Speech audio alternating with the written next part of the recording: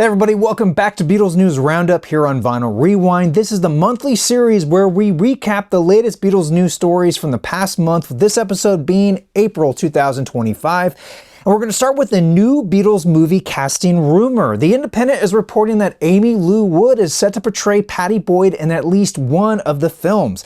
Now, you may have seen her work in the third season of HBO's White Lotus, and speaking of which, Billy Preston's song Nothing from Nothing closed out the final episode of this season. In Beatle-related news, Ian Hartley uploaded the second failed take of Yes recording a cover of Eleanor Rigby. In the description, he says he has the third take and it's complete, so be sure to check it out here on YouTube and leave a comment. Hopefully this will encourage him to post the third take. And Ian, if you're watching, thank you so much for sharing these recordings.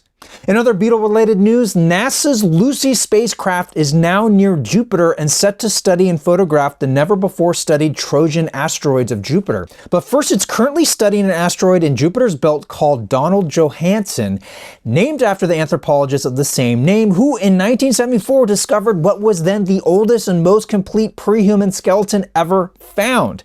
The Beatles song Lucy in the Sky with Diamonds was playing on repeat at the campsite when the skeleton was found, and the team of scientists named the skeleton Lucy in honor of that song. And so in turn, because the spacecraft is studying his asteroid, NASA named it Lucy in a full circle moment. Recently, a Beatles fan named Joseph O'Donnell bought 84 fan mail envelopes addressed to Ringo Starr. The collection dates back to 1965 and 1966 and came from the wife of Roger Hopkins, who used to work for Ringo as sort of a jack-of-all-trades type. The story goes, Ringo would open his fan mail, hang on to any envelopes that had international postage stamps on them, and then give them to Roger since his father was a stamp collector. Some of the highlights from the collection include an envelope that's simply addressed to Ringo, and another one with some fun doodles on the back. The new owner wrote to all the return addresses that he could in hopes of getting a response back. I think that's kind of a cool idea. It'd be such a trip if someone is still living at the same address who wrote to Ringo all those years ago.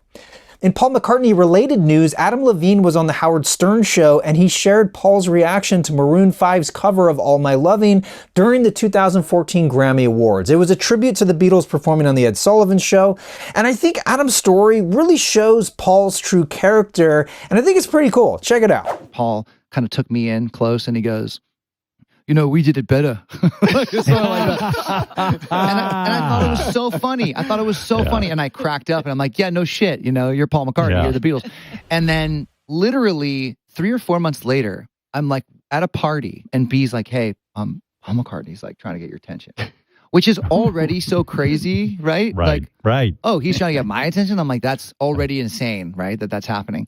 He's like, hey man, I just wanted to let you know, like, if that bothered you, like, I've been thinking about this. I didn't want to insult you or anything. It was something like that. Like, if I insulted you, I apologize. And I'm like, oh my God, like, you're good. Like, dude, you're Paul fucking McCartney. But it kind of shattered in a great way this whole thing about, you know, your heroes being who they are. And it's like, he's a human being with a beating heart and like a really beautiful soul who like actually was thoughtful enough to even take that into account, that maybe for some reason my feelings might have been hurt, but of course they were not. And in other Paul news, I recently went to the Gagosian Gallery in Beverly Hills for the opening reception of the Paul McCartney exhibit titled Rearview Mirror Photographs, December 1963, February 1964, and it was really cool. The gallery put on a really interesting show beyond just displaying photography for sale. They actually had this little viewing area where they were showing footage of the original documentary, What's Happening, the Beatles in the USA. And they also had a whole timeline of the group, which spanned like several walls. It was a really nice touch, since this wasn't trying to be the traveling Eyes of the Storm exhibit. They didn't need to do all that, and yet they did. So if you're in the LA area and you want to check it out, the show runs until June 21st. It's free to attend, and there's even free 1-hour parking on the same block. In John Lennon news, this past Record Store Day, we saw the release of a 4-track vinyl EP of songs recorded during his one-to-one concerts, which are also featured in the new documentary of the same name.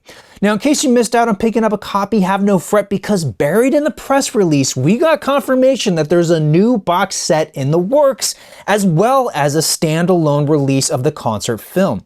Now, according to John's website, the audio of the concerts will be released later in 2025 in a Power to the People audio-only box set, as well as CDs, LPs, and on streaming. The films of the concerts are being completely re-edited from scratch and will follow. Have you guys checked out the new documentary? Let me know what you thought of it. I haven't yet. I plan to, I just don't know when yet. In other John news, you can now own his typewriter he used in the 70s when he was traveling. It's a portable Smith Corona Electra 120 model electric typewriter that comes with the original case. John eventually gave it to his friend when he no longer needed it. At some point, a music booking manager by the name of Irwin Pate obtained it from John's friend. You can buy it now for £7,500 or just under $10,000 US. In other John news, his psychedelic 1965 Rolls Royce will be returned to the lobby of the Royal BC Museum in Victoria, British Columbia. Its return coincides with a new exhibit titled Beyond the Beat, Music of the Resistance, which features Elton John's jumpsuit, Neil Young's harmonica, among other music-related pieces. John and Yoko donated the car to the Cooper Hewitt Museum in 1977 for $250,000 in tax credit. Then in 1985, the museum sold it at auction, and a Canadian businessman bought it for over $2.25 million, which was the highest auction price paid for a car at that time. It was put on display at the 1986 World's Fair in Vancouver. After the expo, he donated it to British Columbia in 1987, and then in 1992, the museum received the car. In Ringo Starr news, he recorded percussion on a new track for charity. The song is called Take My Hand and was written in about 3 days by Harris James. The song benefits a children's charity set up by Olympic medalist Fatima Whitbread. She provides vocals on the track alongside Sean Ryder, Pete Townsend on bass, and Johnny Depp on guitar. Ringo's son, Zak Starkey, plays drums on the track and also co-produced it. The song is available now on all streaming platforms. And speaking of Zak, he was recently let go from The Who, but then rehired just days later. The whole fiasco started after a recent series of concerts at the Royal Albert Hall in March. Apparently, Roger Daltrey was dissatisfied with Zak's drumming, complaining to the audience, and I quote, "To sing that song, I do need to hear the key, and I can't. All I've got is drums going boom, boom, boom. I can't sing to that. I'm sorry, guys." Back in January of this year, Zak suffered from blood clots in his right calf that he uses for the bass drum, and he had to take some time off. That may have affected his playing that evening, but he says that he's now completely healed. In a statement to the Mirror, Pete Townsend confirmed that Zak is still part of The Who, and he elaborated by saying, "There have been some communication issues, personal and private on all sides, that needed to be dealt with, and these have been aired happily. Roger and I would like Zak to tighten up his latest evolved drumming style to accommodate our non-orchestral lineup, and he has readily agreed. We are a family. This blew up very quickly and got too much oxygen. It's over." On Instagram, Zak posted a photo of himself and Pete with the caption, "Very grateful to be part of the Who family. Thanks Roger and Pete XX." And probably because of the recent spotlight on Zak, news outlets have zeroed in on an Instagram post he made back in February of this year where he shared a portion of an unreleased Guns N' Roses song featuring his dad on drums, himself on bass, and Elton John on piano. The song is a cover of T-Rex's Children of the Revolution, and it was first recorded in 2017. It's supposedly part of a yet-to-be-announced charity album that benefits the Teenage Cancer Trust. Zak's post was a plea to get the song released. Hopefully we'll get to hear it sometime soon, but obviously time will tell. And speaking of drummers, Pete Best's brother made the official announcement that Pete is retiring from public appearances and performing live due to personal circumstances.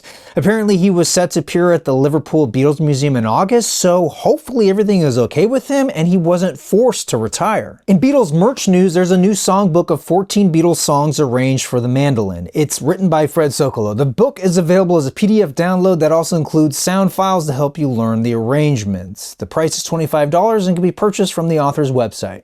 In other merch news, there's a bunch of new stuff over on the official Beatles web store, including a knitting book, mugs, coasters, plant pots, snack boxes, water bottles, and lunch boxes.